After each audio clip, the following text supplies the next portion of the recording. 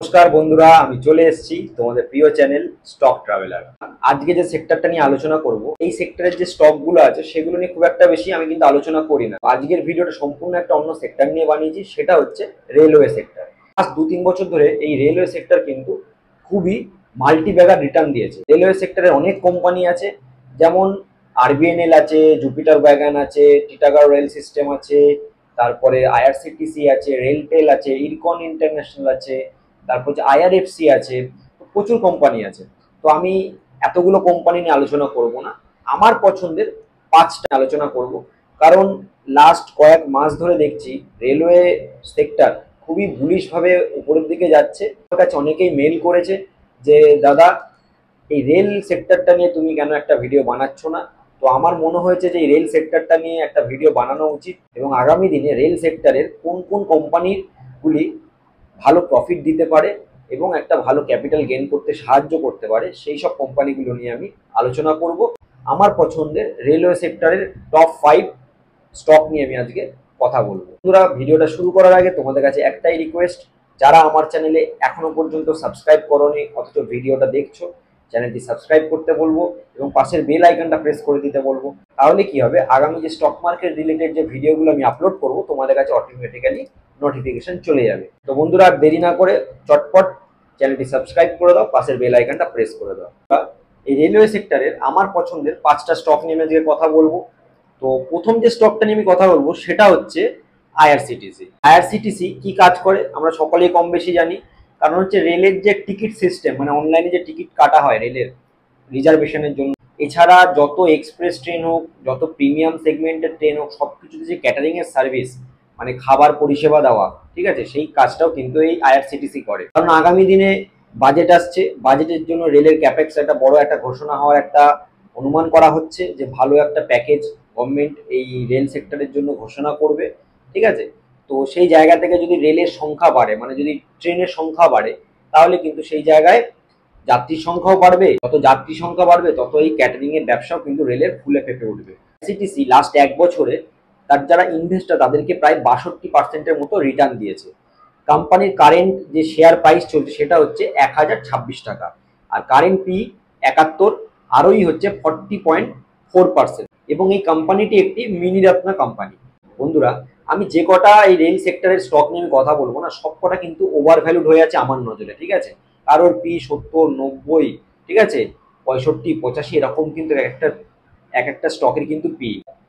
আর এই যে স্টকের যে প্রাইস অনেকটাই ওভার ভ্যালুড হয়ে আছে। ওভার ভ্যালুড হওয়ারও কারণ আছে, কারণ ইনভেস্টর যারা আছে না, তারা মনে করছে যে আগামী দিনে বাজেট আছে, সেই বাজেটে ভালো একটা গভর্নমেন্ট ঘোষণা করবে রেলের প্যাকেজে, ঠিক আছে। এটা গভর্নমেন্টের পরিকল্পনা আছে রেল সেক্টরটাকে নিয়ে। সেই পরিকল্পনা যদি বাস্তবের মাটিতে যদি না ফলন হয়, ঠিক আছে, তাহলে কিন্তু আবার যেরকম রকেটের গতিতে উপরে গেছে, আবার সেরকম কিন্তু রকেটের গতিতে নিচে নামবে। এটা যে প্রাইসটা উপরের দিকে গেছে না, সেটা কিন্তু সম্পূর্ণ আগামী ভবিষ্যতে যে সরকারের যে রেল সেক্টরটাকে নিয়ে যে অ্যাগ্রেসিভ মনোভাব, সেটার জন্যই গেছে। এবং এই কোম্পানিগুলি যদি গভর্নমেন্ট আরো ভালোভাবে কাজ করে এবং যে প্রকল্পগুলো নিয়েছে সেগুলো যদি ভালোভাবে হয়, ঠিকঠাকভাবে বাস্তবে রূপান্তর হয়, এবং প্রফিট আর্নিং রেশিও যদি ঠিকঠাক থাকে, তাহলে ওভার ভ্যালুর থেকে যে পিটা যে এতটা বেশি আছে সে অ্যাডজাস্টমেন্ট হয়ে যাবে। এই সেক্টরের যে স্টকগুলো নিয়ে কথা বলবো, সেই স্টকগুলোতে যদি ইনভেস্টমেন্টের জন্য তোমরা ভাবনা চিন্তা করো, কারণ আমি কিন্তু কোনো সেল বাই রেকমেন্ডেশন দিচ্ছি না, টোটালটাই কিন্তু তোমাদের পার্সোনাল ব্যাপার। এটা একটা জাস্ট ইনফরমেটিভ এবং এডুকেশন পারপাসের ভিডিও। ইনভেস্টমেন্ট করতে হয় তাহলে অবশ্যই নিজের ফাইন্যান্সিয়াল অ্যাডভাইজারের সাথে পরামর্শ নিয়ে কিন্তু ইনভেস্টমেন্ট করতে পারো। এরপর যে স্টকটা নিয়ে আমি কথা বলবো রেলেরই, সেটা হচ্ছে জুপিটার ওয়াগন। এই জুপিটার ওয়াগন লাস্ট 1 বছরে তার ইনভেস্টারদের রিটার্ন দিয়েছে বন্ধুরা 304%। প্রায় যে 1 লাখ টাকা রেখে টাকা পায় 3 লাখ টাকা মানে প্রফিট কিন্তু গেইন করেছে। আর প্রাইস বর্তমানে চলছে 730 টাকা করে পার শেয়ার। আর কারেন্ট পি হচ্ছে বন্ধুরা 90, আর আরই হচ্ছে 27.4%। আর একটা জিনিস যেটা লক্ষ্য করলে দেখা যায় বন্ধুরা, মার্চ কোয়ার্টারের যে শেয়ার হোল্ডিং প্যাটার্ন ছিল আর বর্তমান যে জুন কোয়ার্টারের যে শেয়ার হোল্ডিং প্যাটার্ন, এই 3 মাসের মধ্যে কিন্তু ফরেন ইনভেস্টাররা তাদের কিন্তু স্টেক ইনক্রিজ করেছে। কোয়ার্টারে এফআইআই স্টেক ছিল 2.28%, আর জুন কোয়ার্টারে সেটা বন্ধুরা বেড়ে দাঁড়িয়েছে 4.14%, ঠিক আছে। সেই জায়গায় ডিআইদের স্টেক 1% মতো কমেছে এই লাস্ট 3 মাসে, এবং পাবলিকেরও স্টেক কিছুটা কমেছে। আর প্রোমোটারদের স্টেক একদম যা ছিল তাই আছে, কোনো চেঞ্জেস আসেনি। তো এই জায়গায় এফআইআই কিন্তু তাদের স্টেক বাড়িয়েছে। তো এফআইআই স্টেক বাড়ালে কিছুটা বন্ধুরা তারা আমাদের থেকে যথেষ্ট মানে কি বলবো, যারা ফরেন ইনভেস্টার হয় তারা তার উল্টোপাল্টা কোনো স্টকে ইনভেস্টমেন্ট করবে না, তারা একটা ভালো ফান্ডামেন্টাল স্ট্রং এবং আগামী ভবিষ্যতে ভালো রিটার্ন দেবে, মাল্টিব্যাগার রিটার্ন পাওয়া যাবে সেই সব স্টকে কিন্তু তারা ইনভেস্টমেন্ট করে এবং অনেক কিন্তু তারা অ্যানালিসিস করেই তারপর ইনভেস্টমেন্ট করে। তো এই জায়গা থেকে এই স্টকটা কিন্তু ওয়াচ লিস্টে অ্যাড করে রাখতে পারো, জুপিটার ওয়াগন। তারপরের যে স্টকটা নিয়ে কথা বলবো, রেলেরই একটা স্টক, সেটা ইন্টারন্যাশনালি খুবই ভালো তার প্রেজেন্স আছে। ইন্টারন্যাশনালি যে প্রকল্পগুলো চলে বিভিন্ন দেশে, ঠিক আছে, টেন্ডার পায় ভারত সরকার, সেই টেন্ডারগুলো কিন্তু এই কোম্পানি ফুলফিল করে। রেলের যে পরিকাঠামো, রেলের লাইন পাতা, ঠিক আছে, তার যে কনস্ট্রাকশন বা ইনফ্রাস্ট্রাকচার, সেগুলো নিয়েই কাজ করে এই কোম্পানিটি। প্রায় 128খানারও বেশি প্রজেক্ট কিন্তু অলরেডি বিদেশের মাটিতে কমপ্লিট করেছে, প্রায় 25খানা কান্ট্রিতে, ঠিক আছে।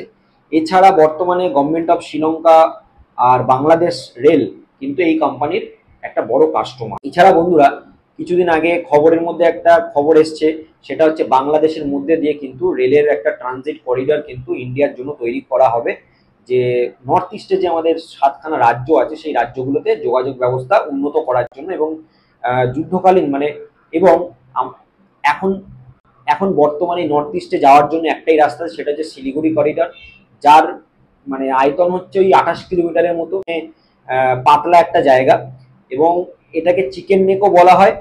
এবং চায়নার সবসময় একটা খারাপ নজর এই চিকেন নেকের দিকে থাকে, কারণ যুদ্ধকালীন সময়ে যদি এই চিকেন নেককে কোনো রকমে যদি মানে অ্যাটাক করে কাট করে দেওয়া যায়, তাহলে কিন্তু ভারতবর্ষের দিল্লি থেকে কিন্তু এই বাকি যে 7খানা রাজ্য আছে সেই রাজ্যের কিন্তু যোগাযোগ ব্যবস্থা সম্পূর্ণভাবে আলাদা হয়ে যাবে, মানে যোগাযোগ ব্যবস্থা থাকবে না কোনো যুদ্ধকালীন সময়ে, যে যাতে যোগাযোগ ব্যবস্থা নষ্ট না হয়ে যায়, বিচ্ছিন্ন না হয়ে যায় এবং পরিষেবা যাতে বিচ্ছিন্ন না হয়ে পড়ে, তখন স্টেপনি রুট হিসেবে কিন্তু এই রুটটাকে ভারত সরকার ব্যবহার করবে। তাতে দুই দেশেরই উন্নয়ন হবে, বাংলাদেশ এবং ইন্ডিয়া দুজনেরই উন্নয়ন হবে, কারণ কনস্ট্রাকশন যখন তৈরি হবে শুধু তো আর ইন্ডিয়ার ট্রেন যাবে না, সেখান থেকে বাংলাদেশের লোকজনও ব্যবহার করবে এবং তাদের দেশেরও একটা উন্নয়ন হবে। এছাড়া আরেকটা খবর আসছিল, মিডিল ইস্ট মানে দুবাই, আবুধাবি, এইসব যে কান্ট্রিগুলো আছে, আরব কান্ট্রিগুলো আছে, তাদের সাথে একটা ডিরেক্ট মানে রেল যে যোগাযোগ ব্যবস্থা, সেই রেল যোগাযোগ ব্যবস্থা একটা মানে করার সিদ্ধান্ত চলছে, সেই নিয়ে একটা কাজ চলছে। এই প্রকল্পগুলো কাজ কিন্তু এই কোম্পানিটি পাবে, কোম্পানিটি কিন্তু ইন্টারন্যাশনালি তার প্রেজেন্স রাখে এই ইনফ্রাস্ট্রাকচারগুলো তৈরি করার জন্য। কোম্পানিটির নাম হচ্ছে বন্ধুরা ইরকন ইন্টারন্যাশনাল। এই ইরকন ইন্টারন্যাশনালে বর্তমান শেয়ারে প্রাইস চলছে 308 টাকা, কারেন্ট পি চলছে 31, আর আরওই হচ্ছে 16.8%। এবং ইরকন ইন্টারন্যাশনাল রেল ছাড়া কিছুটা হাইওয়েজেরও কাজ করে এবং ম্যাক্সিমাম যে রেভিনিউ সেটা রেল থেকেই আসে, 94% মতো রেভিনিউ, আর বাকি কিছুটা রেভিনিউ আসে ওই 5%-এর মতো, সেটা হচ্ছে হাইওয়েজ বানানো থেকে। পরের যে স্টকটা নিয়ে কথা বলবো সেটাতে যাওয়ার আগে একটা ছোট করে একটা কথা বলি, সেটা হচ্ছে কিছুদিন আগে এক্স হ্যান্ডেল বা সোশ্যাল মিডিয়াতে একটা জিনিস খুব ভাইরাল হয়েছিল। ইন্ডিয়ার যারা সাধারণ মানুষ তারা কিন্তু খুবই কষ্ট করে রেলে বগিতে চড়ছে এবং খুব কষ্ট মানে কি বলবো, খুবই খারাপ একটা সিচুয়েশনের মধ্যে দিয়ে তারা যাচ্ছে। তারা বাড়িতে যাচ্ছে বা তারা কাজের জায়গায় যাচ্ছে, এক রাজ্য থেকে আর এক রাজ্যে যাচ্ছে। তো সেখানে যারা গরিব মানে মানুষ, তাদের যে একমাত্র যোগাযোগ ব্যবস্থা সেটা হচ্ছে রেল পরিষেবা। সবাই তো আর ফ্লাইটে করে যেতে পারে না, তো এই রেল পরিষেবা, এই রেল পরিষেবা তারা পেতে গিয়ে কেউ সিট পাচ্ছে তো পাচ্ছে না, কেউ বাথরুমের কাছে গিয়ে বসছে, কেউ গেটে ঝুলছে, হ্যাঁ, কেউ মানে মেঝেতে শুয়ে পড়ছে। তো এইরকম একটা পরিস্থিতি কিন্তু ইন্ডিয়ান রেলের একটা খুব খারাপ দিক উঠেছে এবং এই ব্যাপারটা কিন্তু সোশ্যাল মিডিয়াতে খুব ভালোভাবে ভাইরাল হয়েছে। এই ঘটনাটি সামনে আসার পর থেকে রেলমন্ত্রী অশ্বিনী বৈষ্ণব রেলের যে বগির জন্য একটা মেগা প্ল্যান করেছে, ঠিক আছে, ট্রেনের সংখ্যা বাড়াতে চলেছে এবং কোচের সংখ্যা প্রায় 10,000 নতুন কোচ বানাতে চলেছে। সাধারণ মানুষের জন্য প্রায় 2,500 নতুন জেনারেল বগি কিন্তু চালু করতে চলেছে। তো এই বিপুল যে বগি তৈরি হবে না, তাতে কিন্তু একটা কোম্পানি খুব ভালোভাবে মানে অর্ডার পাবে। কোম্পানিটি আমার ওয়াচ লিস্টে আছে প্রায় যখন 600-700 টাকার লেভেলে ছিল তখন থেকে। আজকে বর্তমান কারেন্ট প্রাইস চলছে শেয়ারের 1829 টাকা, ঠিক আছে, এবং পি চলছে 85.4, আর আরোই বন্ধুরা 18.1%, এবং একটা মাল্টিব্যাগার রিটার্ন দিচ্ছে লাস্ট 1 বছরে তার ইনভেস্টারদের প্রায় 250%, ঠিক আছে। তো এই কোম্পানিটির নাম হচ্ছে টিটাগড় রেল সিস্টেম লিমিটেড। এই টিটাগড় রেল সিস্টেম লিমিটেড বন্ধুরা তোমরা তোমাদের ওয়াচ লিস্টে অ্যাড করে রাখতে পারো, খুবই একটা মাল্টিব্যাগার রিটার্ন দেওয়া একটা স্টক। এই স্টকটি হয়তো আগামী 1 বছর কি 1.5-2 বছরের মধ্যে কিন্তু এই স্টকটা 3000 থেকে 3500 টাকার লেভেলও আমরা দেখতে পেতে পারি। ঠিক আছে, তাতে কিন্তু অবাক হওয়ার কোনো জায়গা থাকবে না। এরপরের যে স্টকটা নিয়ে কথা বলবো সেই কোম্পানিটা কি কাজ করে আগে ছোট করে বলে দিই।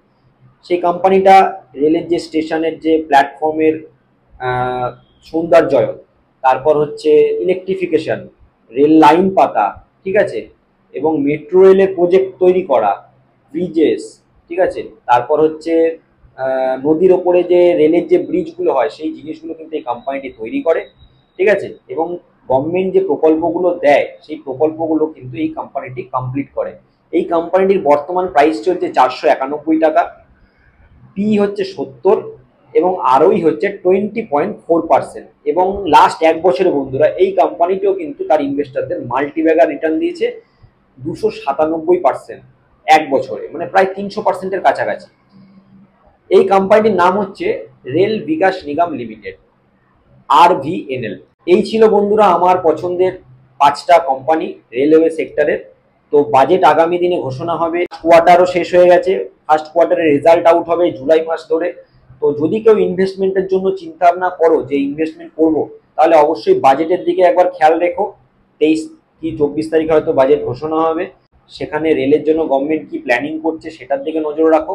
প্লাস কোয়ার্টারলি যে রেজাল্ট আউট হবে তার যে ব্যবসা সেদিকেও একটু নজর রাখো। তারপরে এই দুটো জিনিস যদি সব ঠিকঠাক থাকে দেন তোমরা ইনভেস্টমেন্টের জন্য অবশ্যই ভাবতে পারো, কোনো অসুবিধা নেই। ফাইন্যান্সিয়াল অ্যাডভাইজারের পরামর্শ কিন্তু অবশ্যই নিও বন্ধুরা, কারণ শেয়ার মার্কেট কিন্তু একটা ঝুঁকিপূর্ণ জায়গা। হুটপাট কোনো ডিসিশন নিও না, কারোর কথা শুনে কোনো রকম ডিসিশন নিতে যেও না, আলটিমেট যদি ক্ষতি হয় তোমাদেরই হবে, কারণ প্রত্যেকটা স্টক কিন্তু ওভার ভ্যালুড হয়ে আছে। এবং গভর্নমেন্টের পলিসিতে যদি একটু চেঞ্জেস আসে, কোয়ার্টারলি রেজাল্ট যদি ইনভেস্টরদের মনের মতো যদি না হয়, তাহলে কিন্তু ক্র্যাশ আসবে। ঠিক আছে, তো সবকিছু ভেবে চিনতে পা ফেলো। এই ছিল আজকের ভিডিওটা ভালো লাগলে একটা লাইক করে দিও। দেখা হবে বন্ধুরা নেক্সট ভিডিওতে।